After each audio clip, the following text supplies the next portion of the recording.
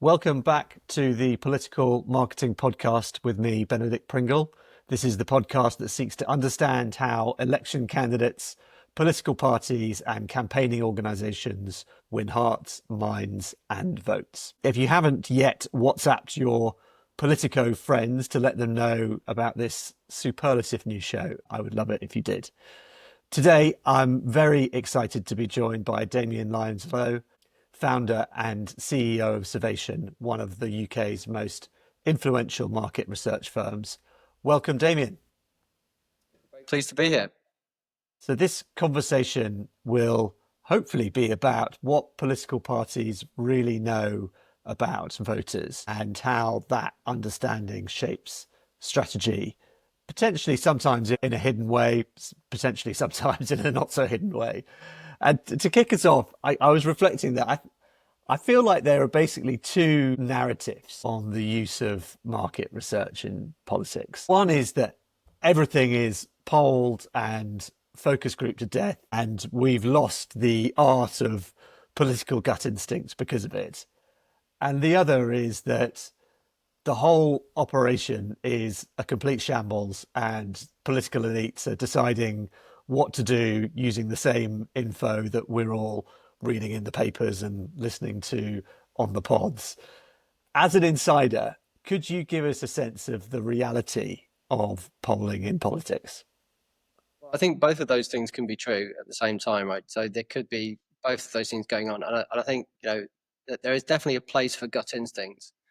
But, one of the ways that I've extensively polled this topic, or I've extensively focus grouped this topic, and then you present that to your political leadership and you say, here you go.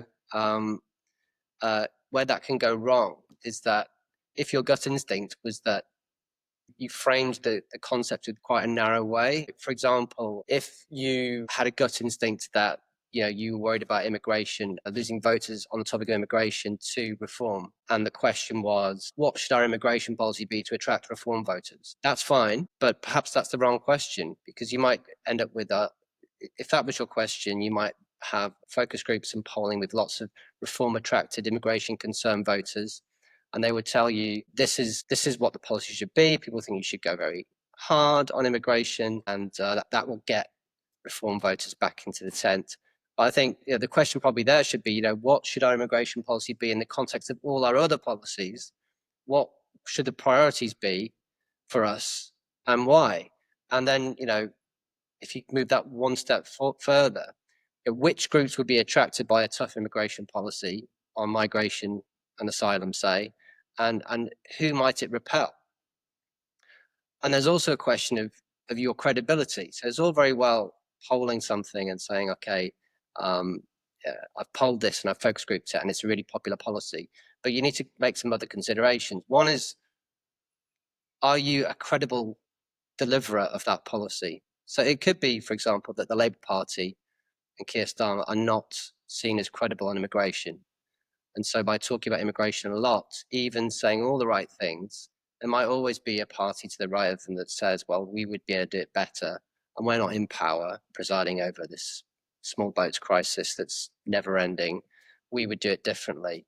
So the credibility aspect is one thing. And then, do you have political space to make that policy statement? Is it crowded? Well, in the case of the Labour Party, you've got both the Conservative Party and Reform actively talking about immigration policy, so it's quite difficult. Whereas you might say, well, if Labour have got credibility on the NHS, and we know that the NHS attracts reform voters because they care about it deeply, they think it's an important issue. If it was sorted out as an issue, that also would attract those voters to the party. And in terms of the kind of the repelling argument, well, sorting out the NHS isn't going to repel anyone. You're not going to lose any voters by delivering well on the NHS or making it a core focus.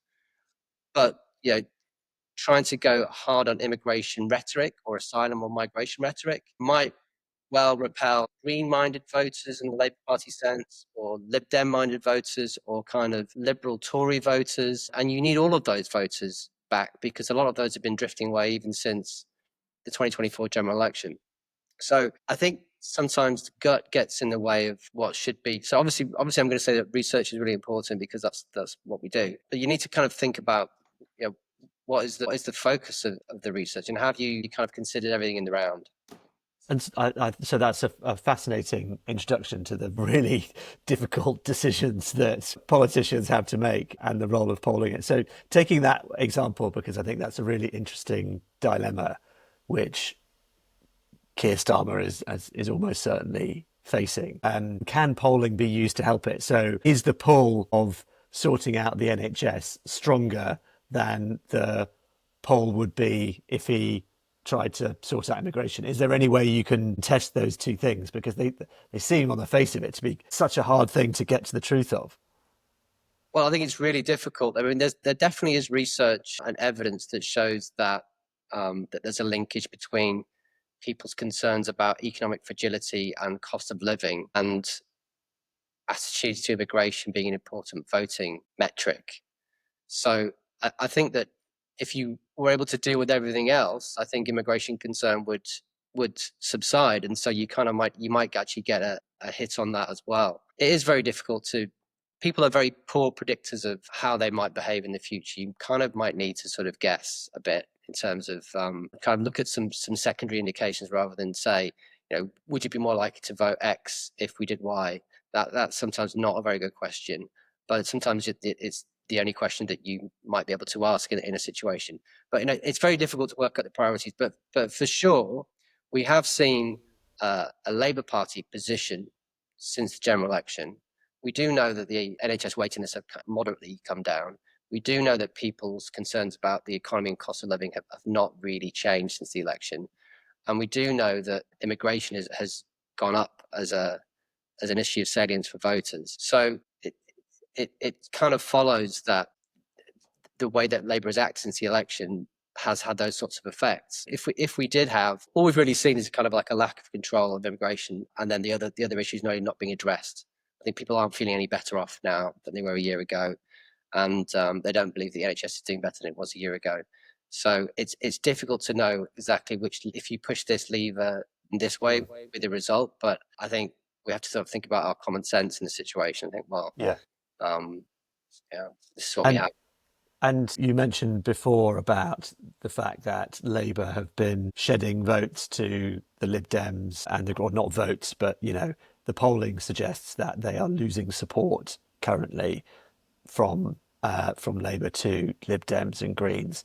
And there seems to be a debate about, given where reform are currently, should Labour be focusing their energy on building the sort of anti-populist coalition, or should they be focusing on minimising, you know, Labour to reform switches? If I came to you, if I'm Morgan McSweeney and I've come to you with that nutty problem, how do you go about trying to address that? Well, I think the safest bet would be to go anti-populist coalition. We've had in elections, say in the 2019 general election and the 2015 general election, we've had huge amounts of actual people who prefer the Green Party or prefer the Lib Dems not voting for those parties in places where Labour needs them to, and that's been, you know, Labour already had a coalition that you kind of couldn't see, and I think that's probably, you know, underthought as a concept. It's obviously not true that the true support for the Green Party in these historic elections was 2%.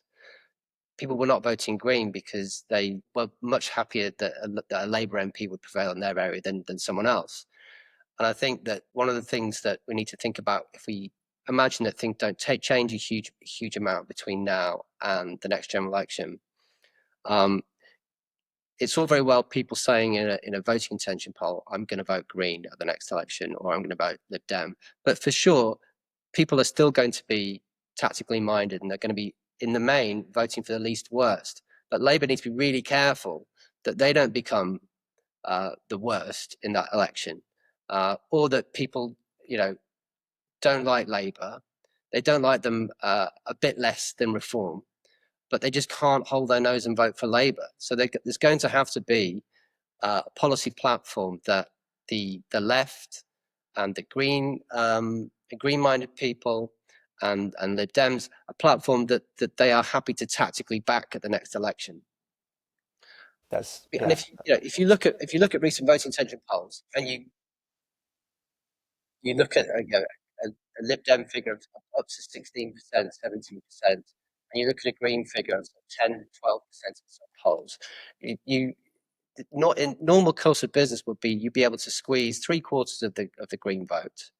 You might be able to squeeze 3/4 of the Lib Dem vote in certain constituencies, and so you could think about that as your strategy. But for sure, that's a lot. That's a lot of the vote, right? We're talking about a fifth of all votes that are up for grabs.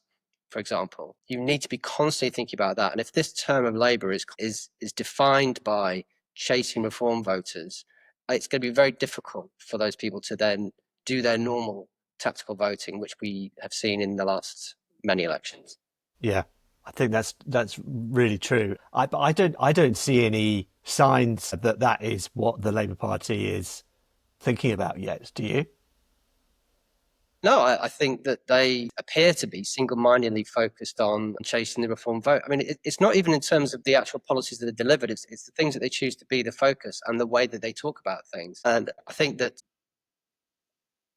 you can imagine a polling and a message test with reform curious voters or Labour voters who'd gone to reform, swing voters, and you ask them about things like PIP changes or welfare cuts, and they would typically, nonsensically, be very popular with those groups of voters. And potentially that gave them an idea that was a policy worth pursuing, because A, you could find Rachel Reeves some headroom, and B, you were doing a policy that was not going to upset these reform voters. I think they've been called hero voters in sort of hero swing voters in some of the Labour strategy. But I'm not sure that they're getting much credit for trying to do these things amongst reform voters as the Labour Party, and certainly for a lot of core Labour supporters or switchers or those tempted by the Greens and the Dems, they're horrified because they didn't vote Labour to pay the bills off the back of the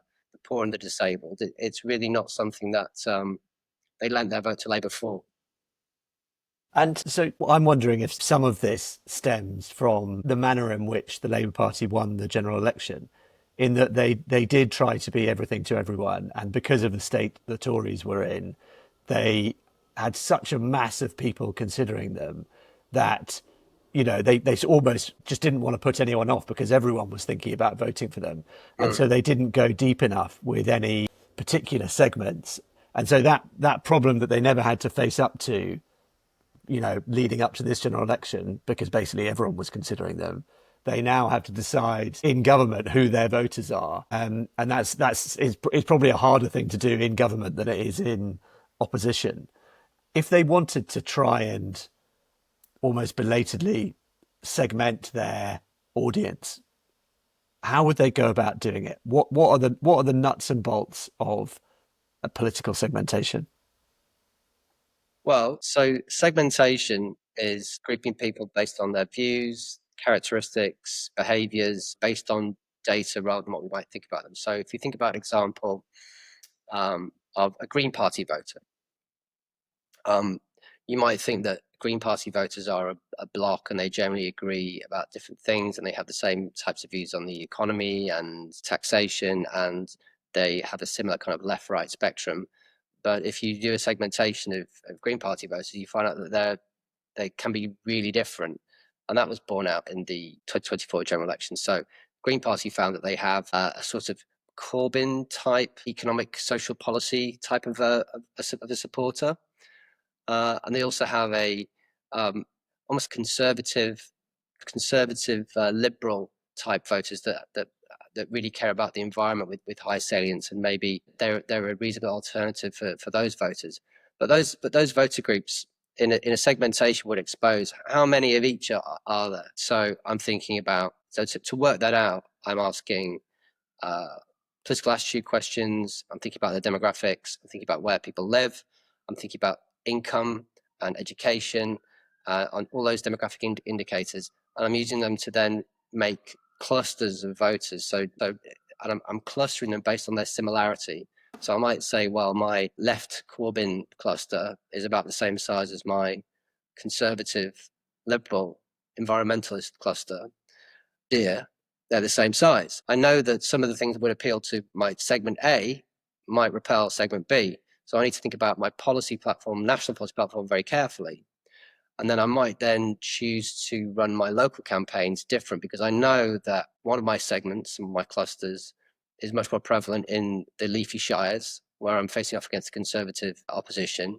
Another my clusters, the kind of Corbyn type left economics, socially liberal cluster, they might be more prevalent in seats around London and the southeast. So I use that data to kind of think about what's my strategy. So my national messaging will need to consider that, the impact of that, and then my local strategy might be, well, if I've got it, that might change the way I choose to have policies in a by-election in Herefordshire versus what I'm saying to somebody in West London.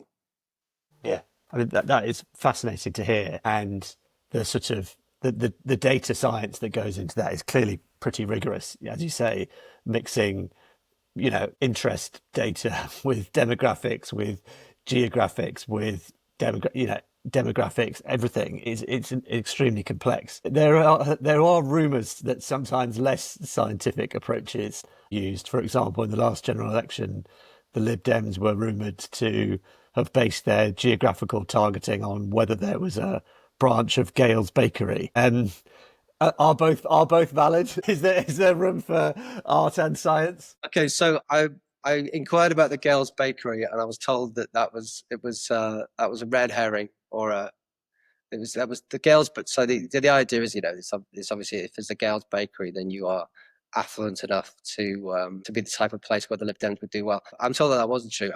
I think the Lib Dems have been public in terms of what their targeting strategy was, and there wasn't a lot of segmentation or science behind it. They were really looking at sort of two things. One, where did he become second in 2019? Those would be like, list A. And then where are we third? But like we're not like a million miles away. There's some evidence of Lib Dem support, but we know through our sources that the Labour Party aren't targeting that seat. It's not on the Labour target list, and they could do really well.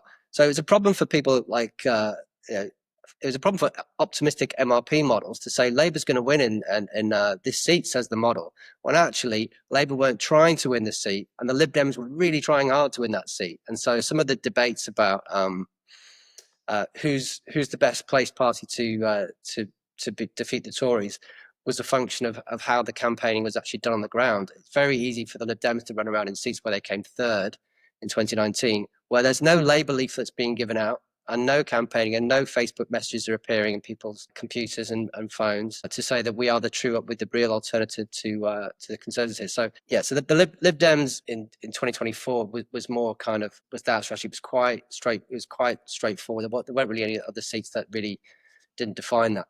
I think it'll be more interesting for the Lib Dems in the next election, because the fragmented voter landscape could mean that they can win in all kinds of surprising places, and they're not looking for 100 seats, they're looking for 150 seats, because if there are so many, if we're playing multi-party politics, the winning post might not even be 33% of the vote, it might be 29% of the vote. And so they might need to think a bit more than Gales, or even where do we come second or third last time. They might need to get a bit more scientific. Very interesting. So sticking with that topic of potentially how close it is, and I've seen some polls saying there are four parties within 11 percentage points of each other, and as you say, the winning margin in seats as it stands looks like it could be very low. How does this kind of fragmentation change the way you do top line polling? Should we all be more skeptical about top line polling with this much fragmentation? Yes.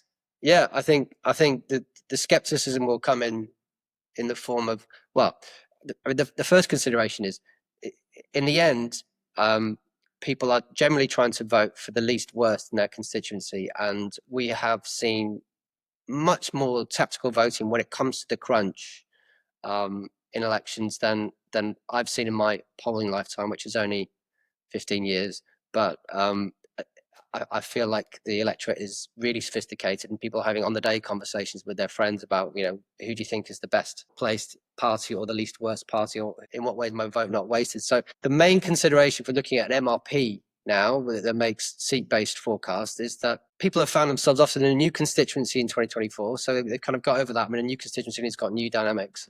They're going to be faced with a completely different set of dynamics where the collapse of the Conservative Party appears to have continued. Reform are now up and away. It's now not easy to say that, say, Labour are the best placed party to defeat Reform in that place. It might be the Lib Dems, but I think what we'll see in the end is that a lot of tactical voting that will change these top line constituency estimates a lot. So I think in places that are being fought, you wouldn't, for example, see 4 parties on 25%. You would see some tactical voting reducing 2 of the parties and boosting 2 of the other parties potentially. So if people thought, like, for example, that the Tories had definitely lost the seat, you might see Reform going up versus the polling. If people thought that the Lib Dems were actually better placed than Labour in that seat, you might see the Green vote and the Labour vote pushing into the Lib Dem vote there. So I think the pinch of salt will be the amount of tactical voting. And I think if things don't change so much, Labour presumably will have sorted out messaging in the years to come, and there will be lots of appetite for tactical voting, and that will change. That will change what we're seeing in the polling right now.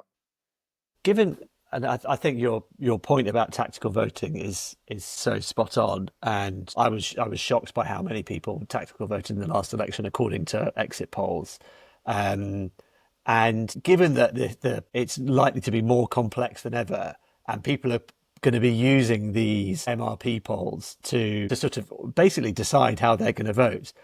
It puts a huge amount of pressure on the MRP polls to be right in a world when it's going to be harder than ever for them to be right.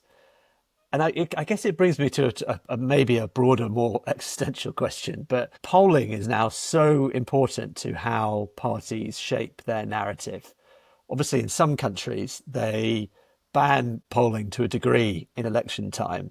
I wonder what you make of it. I mean, you must see the polling shaping how these elections are playing out. It certainly did in 24, in my opinion. How does that make you feel? Well, so if you just go back to the tactical voting point, I think something that I've said before is that Reform might become like the SNP in Scotland in terms of tactical voting. So in Scotland, supporters of unlikely parties group together. A classic example would be Edinburgh South, which has always elected Ian Murray as a Labour Party candidate in a pretty well-to-do seat. And Ian Murray manages to win by essentially being the tallest unionist, right? So he gets Lib Dem and Tory voters. Tory voters actively vote for Ian Murray as a Labour Party candidate in Edinburgh South to stop the SNP. And I think on the one hand, you could say, well, and that's just a well-trodden path, right? So people know that if you want to stop the SNP in Edinburgh South, you vote Labour, and that's the way to do it, and people just accept that, and that's fine. But you're right, Benedict, right? So it's going to be very difficult to prove you are the party that is best placed to defeat X, because to an extent it's not going to be true. In the end, it's going to be, how can you? It's going to be a competition of how to convince voters, because in the same way that Labour could have won some of those places that the Lib Dems won, had the Lib Dems not tried and Labour devoted resources to some of those seats, and because the Lib Dem and Labour votes were really quite fungible. Got a fly. Lib Dem and Labour supporters' votes are really quite fungible, so that works fine. So often it's a case of who's convincing, and I think any shred of polling evidence and MRP data is going to be well used by political parties. But I don't think anyone was really cheated by any of the polling running into 2024. And in fact, I think the reverse happened. I think people were actually freed up to not be able to vote Labour. I think the independent candidates and I'm gonna get this fly chasing me. I'm gonna get rid of it. Independent candidates and Lib Dems and the Green Party, I think, were big beneficiaries of the Rishi Sunak cut-through idea of the supermajority. He said, Rishi Sunak was saying, let's just stop Labour having a supermajority, which was confirmed by the polls that was indeed happening, and then when people looked at some of the polling data, they said, well, yeah, Labour's going to win a massive majority. It doesn't need this large of a majority. And so there was a democratic service provided by polling, which allowed people, especially where Labour didn't need the votes and there were other potential contenders, that they could not vote Labour and they could vote for the party that they actually preferred. So I think, in a way that you could argue that polling did the public a democratic favour.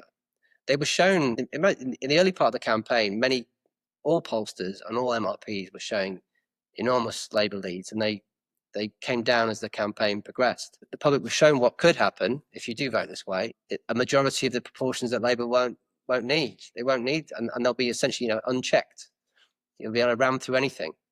So in your effort to get rid of the Conservative Party, you've just delivered as a one-party state, and people didn't like that. So I think polling is useful for that, and I think it did people a good service in the 2024 general election. Yeah, that's interesting. I guess you're right that what you said is that the polling did have an impact, but ultimately it was a democratic positive. And I think, I think I broadly agree with you. I think more information is never a bad thing.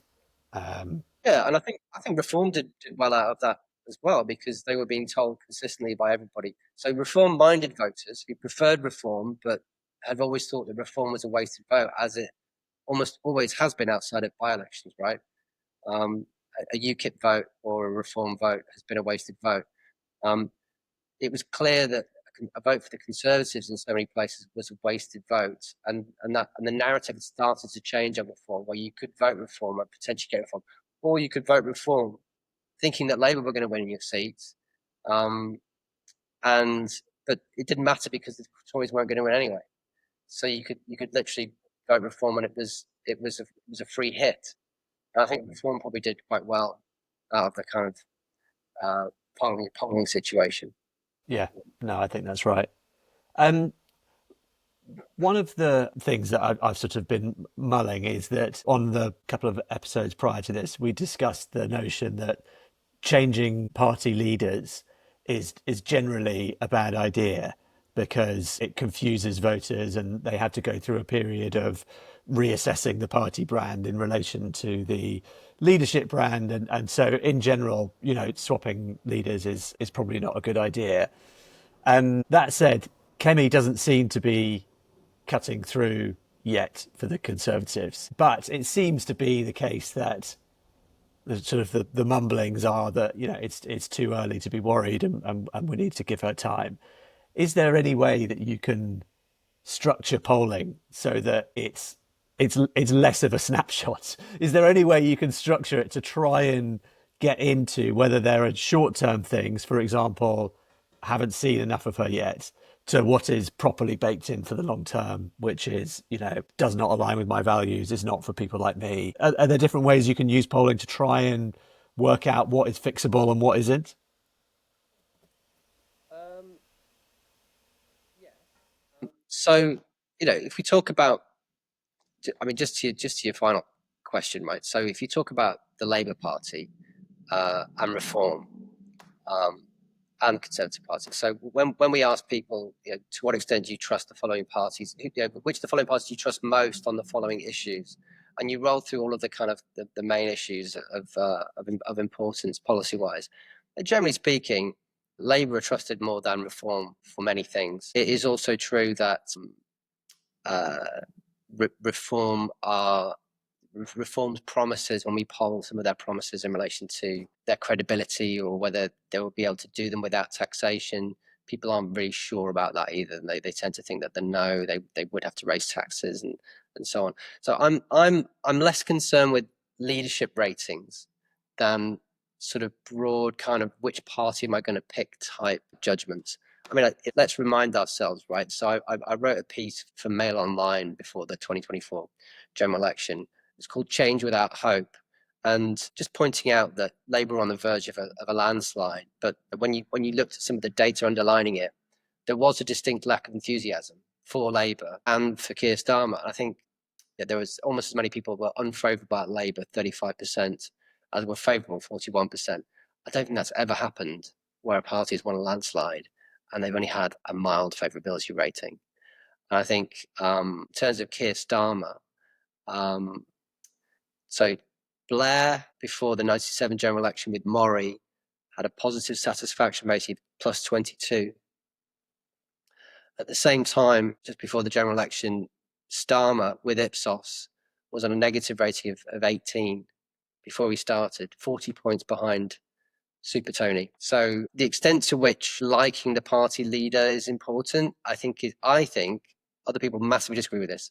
I think is overstated. You can win elections with a platform and a policy platform, and people don't need to love your leader. That said, I think if the Conservative Party continued to have low ratings and they felt that there comes to a point where you just get a bit desperate and you feel, well, this is possibly fixable, but the clock starts to run out over time before now and the next general election, and you think, well, let's roll the dice, because if we just don't carry on like this, I can't see how anything will change. It does feel that people have in their mind, they still have it fixed in their mind that the Conservatives have done a bad job on the economy and would continue to be a bad choice for the economy. And they feel like they've kind of blotted their copybook in terms of that. It's difficult to see how that gets better. Normally, you've got this nice two-party system, right, where Labour do badly in their first term, and the inverse of that is people saying, "Oh, well, okay, so I'll vote Conservative instead." They're dogged with the situation that there's another party, well, there are other parties, but in their case, particularly Reform, and to a smaller extent, the Lib Dems, who are alternative vehicles for not thinking Labour are doing a good job, and so they're really kind of politically, they're a bit stuck. I think they would need like a potentially a sort of a big bang style change. I think the idea of bringing Boris Johnson back isn't the worst idea in the world. No, I agree. If I was the Conservatives, I would be 100% doing that. I mean, the guy is an election winning machine. Winning 2 terms in London, incredible. Winning the vote leave thing, winning in 2019. I mean, that's an incredible record, isn't it? Yeah. And yeah, I mean, people are grumpy with him about lockdown, but my sense is, and I can't claim to have seen any polling on this, but it feels like ancient history now. I think in a world where, I mean, if you talk about Farage, right, he is a very Marmite character. There will always be a huge amount of people that can't abide him. He makes them angry and furious, and they will vote to stop him winning, his party winning their constituency. Keir Starmer doesn't have very good favourability ratings. People don't often know much about Ed Davey. He actually does quite well. His favourability rating is like a small positive, but he doesn't have like kind of street level cut through. If you threw Boris Johnson into the mix instead of Kemi, it's not like anyone else is running away with it in the favourability stakes. And so you think that, well, one of their core problem is that their votes have just, I mean, they have a singular problem. They have two problems. One is that a lot of their voters just walked out the door to Reform.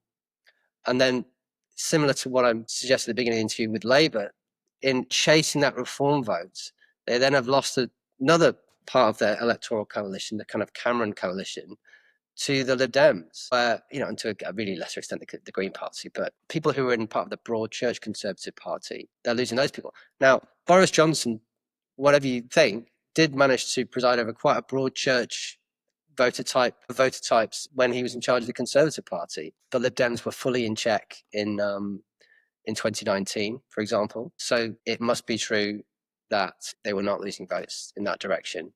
So you got to think that someone of that profile could only improve things, I would say. Yeah. And you can imagine him doing a withering speech about Nigel, and that being quite effective. Yeah, he's definitely one of the few politicians who you could certainly see putting Farage back in his box. And on the last episode, we had Sir Chris Powell on, and he's got this new book out about winning against populists. And he argues that there's plenty of data that the importance of charisma in taking on a a populist party is massive. I mean, you could argue that Boris Johnson is himself a populist, but I thought that was interesting. And when you're looking at the lineup of leadership versus Farage, you would go, well, on the charisma stakes, definitely, he's running away with it at the moment. Just okay. So this has been a brilliant conversation. One final question, which is, if you could give any strategy team working for the political campaigns one piece of advice on the use of polling, what would it be? So, I mean, I think I'd go back to something that I alluded to at the beginning, is that I think the biggest mistake that campaigns make when they use polling is that they have polling that says something's popular with the target voter group, and they say, well, great, it's popular with the group that we're targeting. Let's talk about that thing a lot. So, the original example about Labour being tough on immigration, you have to cross-reference that with what is your credibility on the topic, and what is the potential that policy will put other people off. So, you would need to kind of poll with all of the groups and think about the counterfactual of implementing that policy. And I think that's something that's missing from some political party strategies, is that someone says, oh, we really need to do this thing, and they don't think about the issue in the round. I would probably, if I was advising any political party right now, I would think, well, if I was advising Labour right now, I would say that the issues where you do have credibility, where people did have expectations that you would deliver. They didn't expect Labour to deliver on immigration before the 2024 general election, so that's fine, right? They did expect them to deliver on cost of living, and they did expect them to deliver on the NHS. And I think if they had a constant focus on those things, because they have credibility, and because there was an expectation that if you voted for Labour, those things would be protected and improved. That's the sensible strategy.